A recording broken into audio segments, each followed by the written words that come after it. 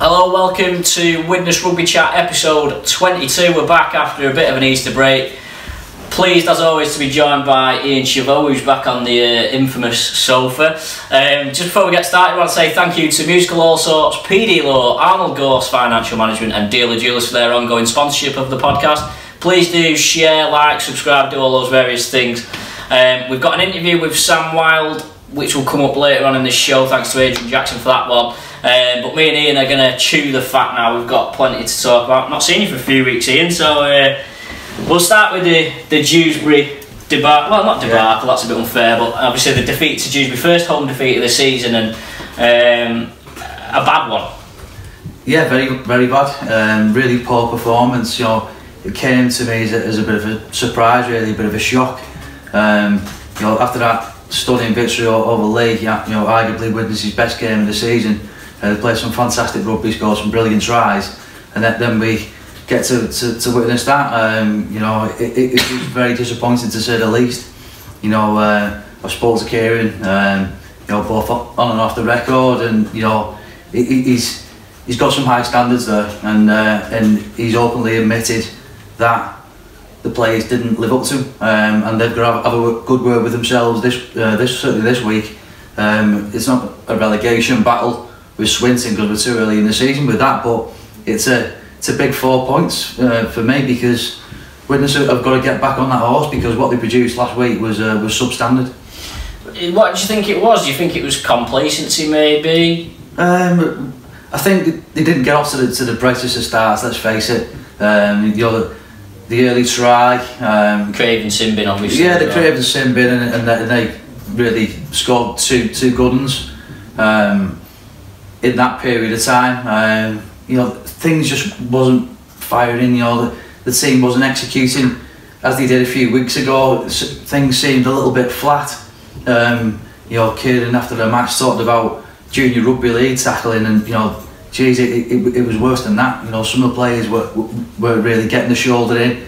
There was no real contact, and you know, overall, you know, Dewsbury deservedly won the game. Widnes would argue that they're architects of their own downfall, because they've gifted Dewsbury some soft tries, some very soft tries. We had the try over Owens tried to kick it through and it popped up for him, and then they went 60 metres, and then you had the third try, I think it was, where it was last tackle and all of a sudden the big forward found himself with a load of pitch to run into, and he just went for it and they scored off the back of that. You know, and those are things that, you know, you should really be able to avoid. But do you think, I mean, one noticeable thing was it seemed that Widnes were capable of scoring when they got close to Dewsbury's line, but just didn't get up there enough. I mean, certainly the second half, probably the first 10 minutes of the second half, Widnes were like camped on the line for large parts. Yeah. At half time, I thought Widnes were very lucky to go in 18-14, I think it was, and you know, they scored in the second half, and I thought that's the game done. Widnes still close. This could be, you know, 36 points this, but they just couldn't execute. They couldn't pull off the right pass, the killer ball. The tackling was still all over the shop. You know, it was very unlike the Widnes we've seen in the past few weeks. Yeah, scoring points hasn't necessarily been an issue, has it? It hasn't. And we have got some good attacking players. Let's not forget that. You know, but they all had a bad day at the office. You know, Danny Craven's had an excellent start to the season. Wasn't quite on the money at the weekend, and that goes with a lot of them. You know, anyone who's bought League Weekly this week, and, you know, the 4s and 5s in there for me, I think could have easily been 2s and 3s, but I would have thought that's slightly a bit too harsh. But that's the way I was thinking, and I've not thought like that since the Franny Cummins era at Widnes. Yeah, I mean, certainly, I think I said it. I mean, if Widnes had won, I think without doubt it would have been the worst performance I'd seen from a Widnes team that won. You know what I mean? And I think, you know, it certainly was as bad as any performance probably last season, which is saying something. I wanted to say, I've seen a few comments about interchanges and the use of interchanges, which are being quite interesting. Now, Harrison Hansen seemed to be struggling for large parts of the game, but I think he played the full. I think he might have even played the full match. Is that a case of they've simply not got the bodies available to do what? You know, it's almost Kieran Purtle trying to think. I mean, obviously, because there is a noticeable difference when Cale goes off. For instance, you can see there's a noticeable difference. The same when Johnston's not a hooker, you can see that noticeable difference. And is it a case of you're almost at the point where you've only probably got 13 or 14 that you want to play, and you're effectively just having to use the other 2 or 3 to give people rest where you can. Yeah, no, I totally agree with that. It's a case of the working mood at Widnes, and it's been that way for a number of weeks. Of course, all teams get injuries, but Widnes are going through a little bit of a sticky patch, and when you're relying on your under 19s, players who are a little bit inexperienced, a little bit green around the edges, coming in, they haven't got that strength in depth, and we all know the reasons why. The start of the season, obviously administration come in, and we've had a couple of players leave for obvious reasons, which has been well documented. No need to go over that old ground, but the simple fact is they've not been able to get anybody in. I think that there's still a little bit of red tape around that from the RFL. Right. If they can get bodies in, Kieran Pert will welcome with open arms, because that rugby league club needs some fresh faces, and some of them younger lads just to, let's take them off the firing line. But at the moment, Kieran's got 18, 19 players, and that's what he's got to go with. Yeah, and you get the feeling that maybe Freeman was playing with. He got a bit of a knock in against York. You felt like he maybe still had a few remnants of that knock. Craven looks like he's probably still got remnants of a knock. Like I say, Harrison Hansen for me looked battered, and he didn't look any better than he was at the end of Batley when that game finished. And that is a worry. It's interesting about the RFL situation.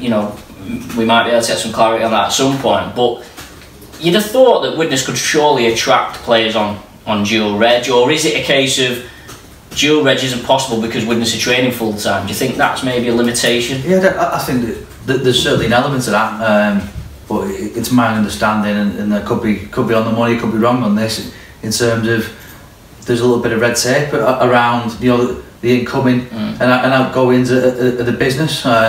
So whether the Rugby Football League are just waiting to see what happens with Widnes remains to be seen. It's like special measures or something like that. Yeah, of course. I think in Ofsted terms, do they have these monitoring visits where people come in to make sure everything's fine and dandy? And I've got no doubt that the club's in good hands. By the way, and I need to kind of caveat by saying that, because I know the people involved, as you do, and the good people, good business brains around him.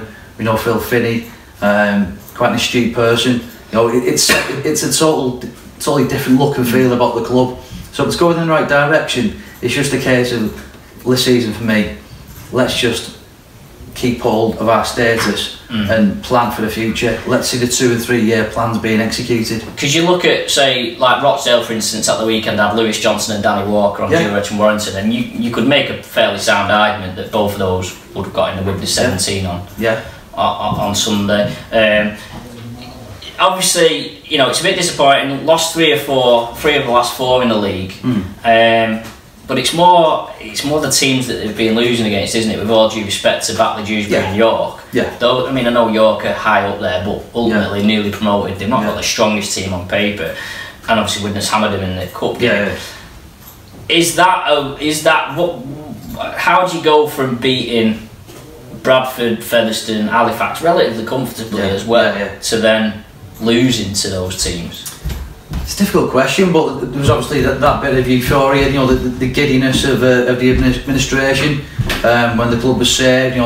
Everyone was on cloud 9, and that brings a huge deal of emotion into some of the players' performances, which we've seen, because they were comprehensive victories. Let's face it. But now things have died down a little bit. It's down to the nitty gritty. And I said on this programme, James, if you recall, going to the Batleys and playing the Dewsburys, that's where Widnes are going to be tested, and they've certainly been tested this season. Batley, it's a difficult place to go. We all know that from the old days in the NFP. But we should have got the job done again against Dewsbury. It was a slugfest. It was a low quality game, but Widnes, they should have won that game. Even though they played so badly, they could have won the game. So it's not a moment where we've got to throw the baby out the bathwater here. For me, it's about the future.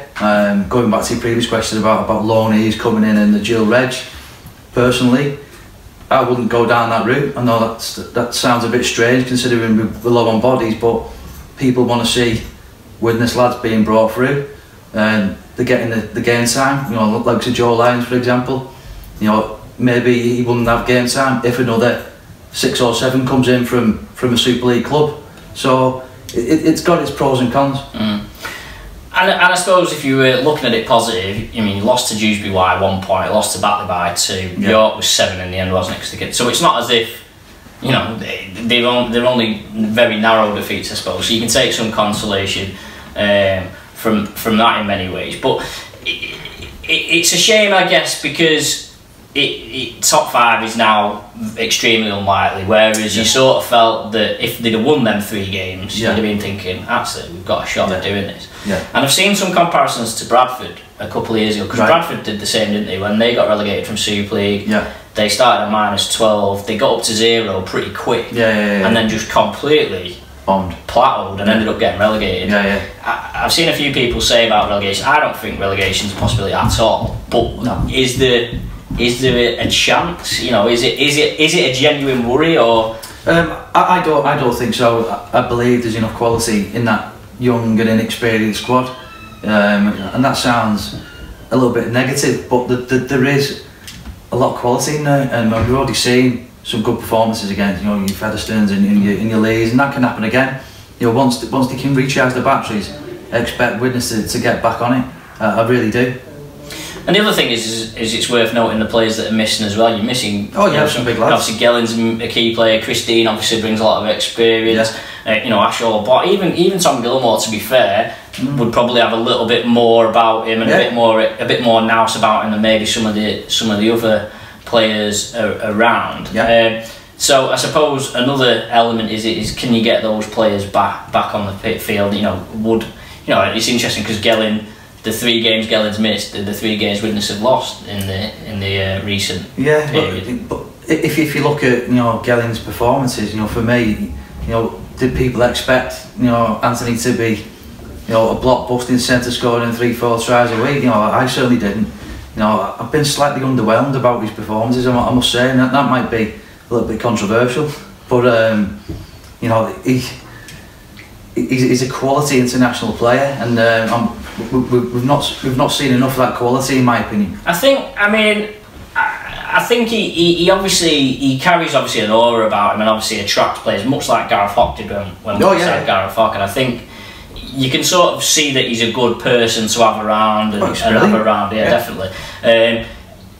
I think it was the Barrow game that I first noticed is that it's almost like he's trying too hard in the games that he's playing. You know, he's trying to get an amazing offload out. Then you know, he just needs to get tackled, get up, play the ball, and get on with it. And it's like, obviously that, and I think defence he's not the greatest defender, but I think he'd probably admit that anyway. And as much as we all love having Gellin around, and he's great for the club and whatnot, you know, and I feel bad for asking this question, but is there an argument to say that Widnes need to try and move him on? It's a very tricky question actually to answer, but I would say they should do. Just purely from a financial point of view. Okay, look at it from a financial perspective. Widnes aren't going to go to Super League this year, probably not going to go to Super League next year. Is a player of Anthony Gellin's quality, and we all know about that. He's been great for Wigan over the years, and of course New Zealand, there was flickers of brilliance in his performances in New Zealand. However, is he going to stick around with a championship club for 2 years, perhaps 3 years? I don't think so, and I wouldn't blame the lad for going elsewhere. He's a Super League player in a championship squad, and it's a lower end championship squad at the moment for reasons which we've discussed previously. I mean, obviously, there's figures bandied about his salary. We believe it's 6 figures, so let's just say it's around 100,000. And it's like, all of a sudden, at the moment, you know, we don't know what's going to happen next year, but at the moment, because he's on contract, you're thinking, well, it's going to cost. You've got 500 grand to pay Anthony Gellin. That's before anybody else. You've considered anyone else, and you know, I wouldn't want Anthony Gellin to leave Widnes in an ideal scenario. But if that's the sort of, you know, and obviously if we were pushing for top 5, you'd certainly make the argument to keep him. But now it's going to be a case of, okay, can we survive relegation? Which, you know, we both think that'd be fairly comfortable. But it's like, Gellin isn't going to be the difference between staying up and not staying up, is it? So it's like, you know, if there are, and there might not be anyone interested, there might not be anyone who wants to take it, but let's just say hypothetically, is it a bit similar to the David Peachey situation? So obviously in 2006, Peachey stayed with Widnes after relegation. You know, Widnes got rid of, he went mid-season, didn't he? Yeah, he did. Under a bit of a cloud. But then Widnes brought in like Oliver Wilkes, Jordan James, Dennis Moran or something like that. And could you say that that's almost a situation, not only is it about saving money, but it's also about freeing up money to bring in some, you know, I was saying this the other day, without knowing the respective salaries, could you make a case of, well, Inu, Tangata and Welling Albert, if you have them three still, your squad would be in better shape than just having, you know, that's it. I think it's all about the financials. You know, the bottom line is, you know, we want Widnes to be a sustainable club. We all want that. We don't want to see any of that nonsense which happened a few months ago.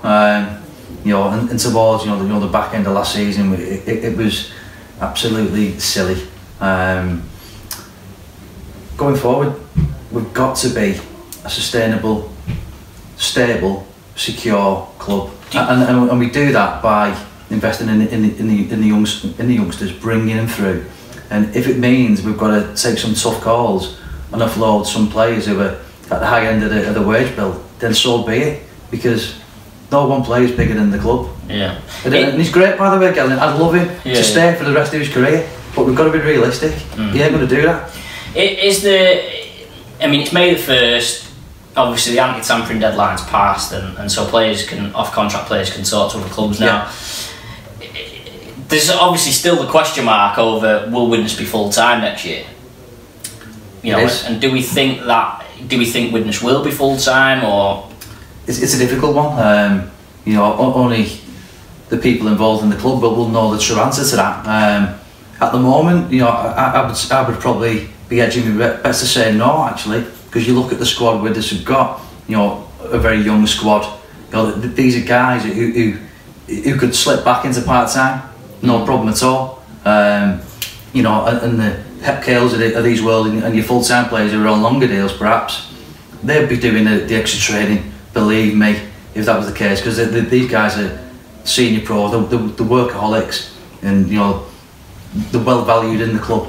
So I think there's a bit of mixing and matching what needs to be done. Yeah, I mean, a hybrid solution. I know a few non-league football teams are sort of looking at that, where they've got some players that are full time, and obviously they train in the day, and then obviously the full squad trains in the evenings.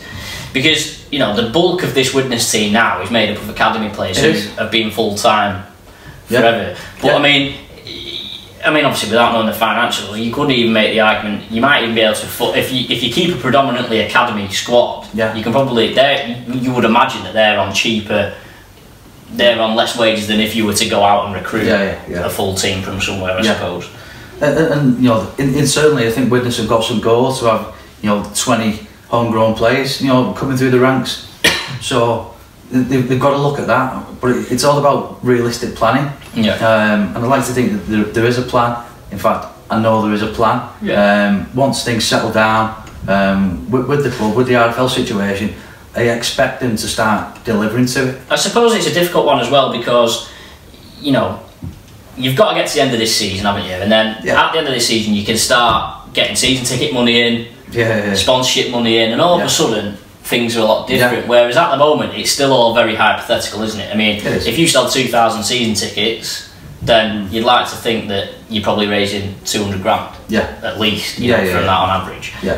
But it's like if you only sell 1,500, and do you know what I mean? You've still got that sort of balance, haven't you, of getting to that point? And of course, we need more people through the doors. It's been great so far. The reaction from the town, and there is a buzz of vibrancy about Widnes. There's a feel-good factor about the club which wasn't there 2 years ago, wasn't there last year.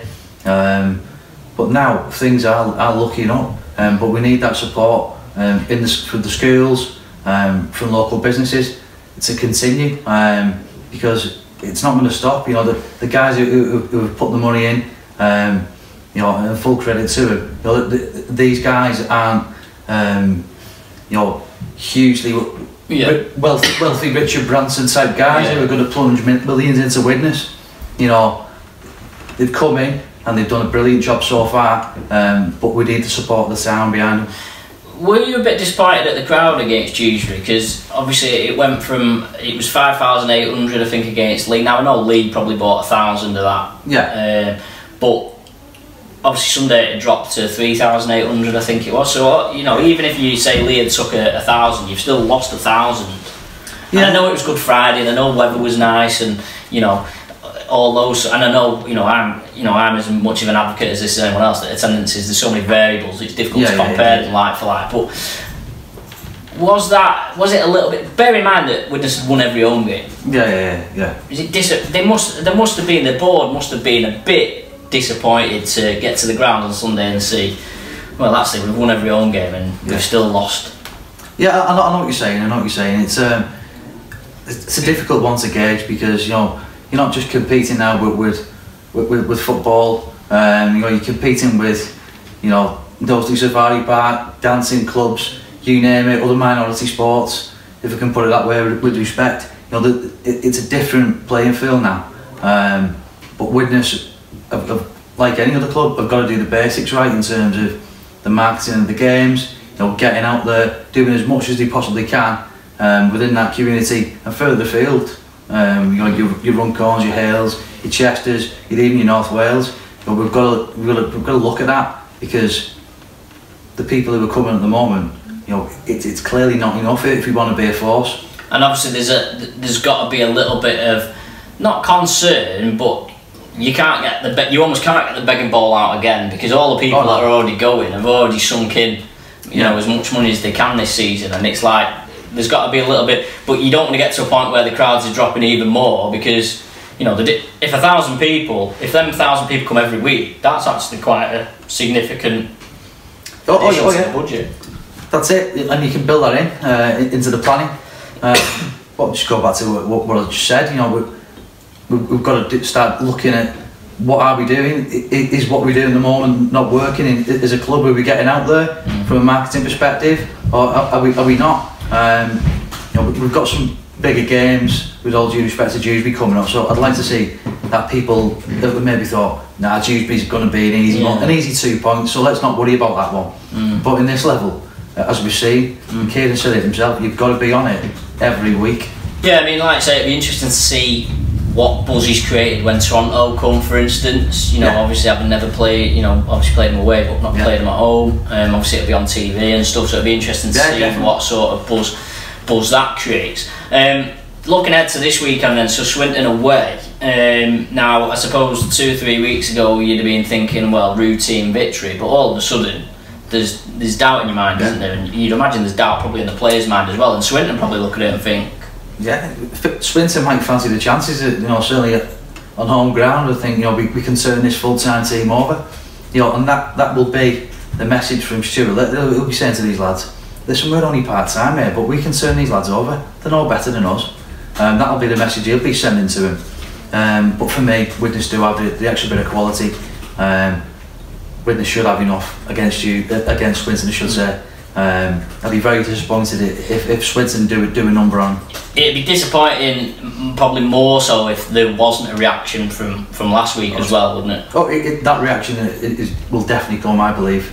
I've spoken to a couple of players, and Kieran. I think they're really hurting and smarting from that poor performance. So we're going to see a different Widnes on Sunday. And it's needed, because we need to get two need to become four need to become 6, and so on and so forth. Yeah, I mean, like I say, the relegation debate. I think probably 10. You're probably not going to need many more than 10, 12 points. I don't think, looking at Rochdale and some of them teams, I think they're probably going to struggle to get up. Even 5 or 6 wins in total. I totally agree. There's a lot of adversity. For some of these lower ranked clubs, if I can call them that with respect. They've got some issues themselves. So Widnes just needs to keep turning up and putting in 100% performance, and there won't be any problems at all. And another interesting one potentially, if Harry Smith plays for Swinton this week. Obviously he's played for him a couple of times on dual reg from Wigan. Yeah, good quality player. We all know Harry, talented lad. Started in the schoolboys and did a fantastic job against the Aussies. There's a bit of history there, obviously, with Widnes. But if he plays for Swinton, I'd certainly be keeping my eye on him if I was Widnes, because he's a talented player. Yeah, and funny you say that, because there's another Widnes half-back whose future seems to be a little bit uncertain at the moment. It's Chris Atkin, Hull KR, for whatever reason, after he played well for him last season, and obviously they brought Drinkwater in, and obviously they're signing Rob Louis now for next season. There's talk that Atkin's going to be available again. Is he probably out of Widnes' reach? I'd say so at this point. I'd say so. I think Caden's probably going to look at going with what he's got for the, certainly for the next 12 months.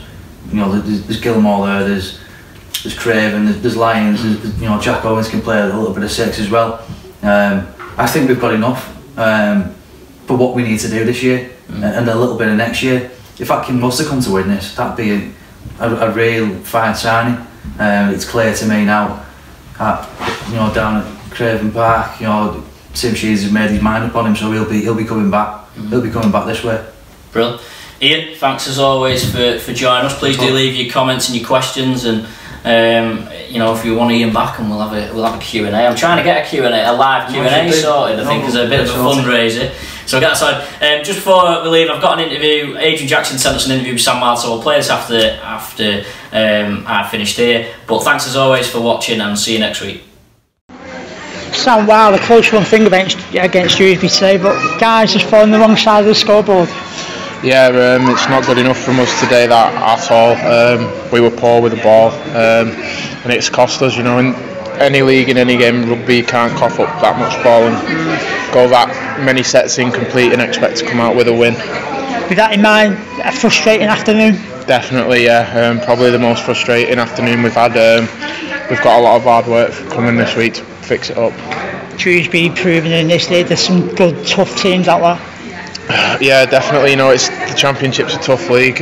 We know that, and we need to be better. And that's us. We need to look after and respect the ball more.